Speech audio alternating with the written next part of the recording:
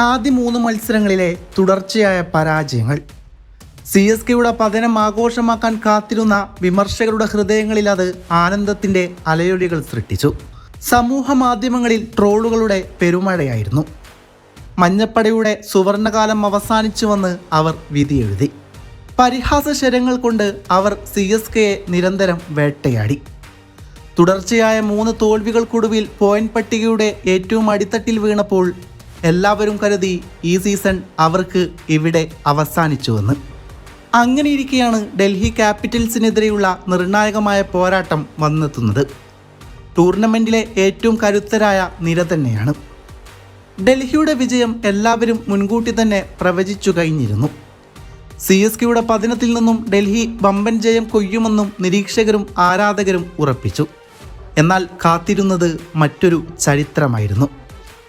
കരുത്തരായ ഡൽഹിയെ അവരുടെ സർവ്വസന്നാഹങ്ങളോടും കൂടി ചെന്നൈ സൂപ്പർ കിങ്സ് ഇന്ന് നിലം പരിശരാക്കി. പ്രതിസന്ധികളിൽ നിന്നും ഉയർത്തെഴുന്നേൽക്കുന്ന ഫിനിക്സ് പക്ഷിയെപ്പോലെ അവർ സർവ്വശക്തിയുമെടുത്ത് ആഞ്ഞടിച്ചു.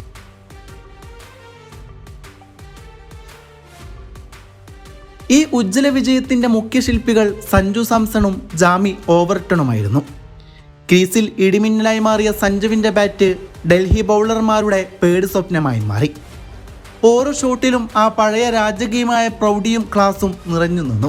മറുവശത്ത് ജാമി ഓവർട്ടൻ്റെ വിനാശകാരിയായ പ്രകടനവും കൂടിയായപ്പോൾ ഡൽഹിയുടെ കണക്കുകൂട്ടലുകൾ പൂർണ്ണമായും തെറ്റി. ഇവർക്കൊപ്പം ആയുഷ് മാത്രയുടെ അതിഗംഭീരമായ പോരാട്ടവീര്യവും അൻഷുൽ കംബോജിൻ്റെ തീപ്പൊരി പ്രകടനവും വിജയത്തിന് മാറ്റുകൂട്ടി. വിമർശകർക്കുള്ള കൃത്യമായ മറുപടി ഈയൊരൊറ്റ മത്സരത്തിൽ തന്നെയുണ്ട്. CSK വീണ്ടും യുദ്ധമുഖത്തേക്ക് തിരിച്ചെത്തിയിരിക്കുന്നു. പോയിന്റ് പട്ടികയുടെ അവസാന സ്ഥാനക്കാരുടെ കുപ്പായം അവർ എന്നേക്കുമായി വലിച്ചെറിഞ്ഞു കഴിഞ്ഞു. എഴുതി തള്ളിയവർക്കും പരിഹസിച്ചവർക്കുമുള്ള താക്കീതാണിത്. ഇനിയുള്ള ഓരോ മത്സരങ്ങളിലും തങ്ങളുടെ നഷ്ടപ്പെട്ട സിംഹാസനവും മഹത്തായ പാരമ്പര്യവും വീണ്ടെടുക്കാൻ ഈ പോരാളികൾ കളത്തിലുണ്ടാകും. ഓർക്കുക, ഇത് തിരിച്ചുവരവിൻ്റെ കാലമാണ്. രാജാവ് പഴയ പ്രാപ്തിയോടെ സിംഹാസനത്തിലേക്ക് നടന്നെടുക്കുകയാണ്.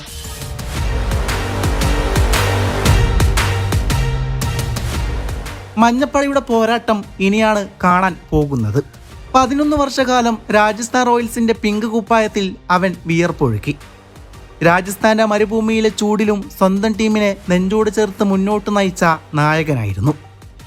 എന്നാൽ കാലങ്ങൾക്കിപ്പുറം ചെന്നൈയുടെ മഞ്ഞക്കുപ്പായമണിഞ്ഞപ്പോൾ സഞ്ജുവിൻ്റെ വാക്കുകളിൽ നിറഞ്ഞത് കേവലം സന്തോഷമായിരുന്നില്ല, മറിച്ച് വല്ലാത്തൊരു ആശ്വാസമായിരുന്നു. വർഷങ്ങൾ നീണ്ട കരിയറിൽ ആദ്യമായി താൻ സ്വന്തം വീട്ടിൽ തിരിച്ചെത്തിയെന്ന തോന്നലായിരുന്നു. അതായിരുന്നു ചെന്നൈ സൂപ്പർ കിങ്സ് അവന് നൽകിയത്.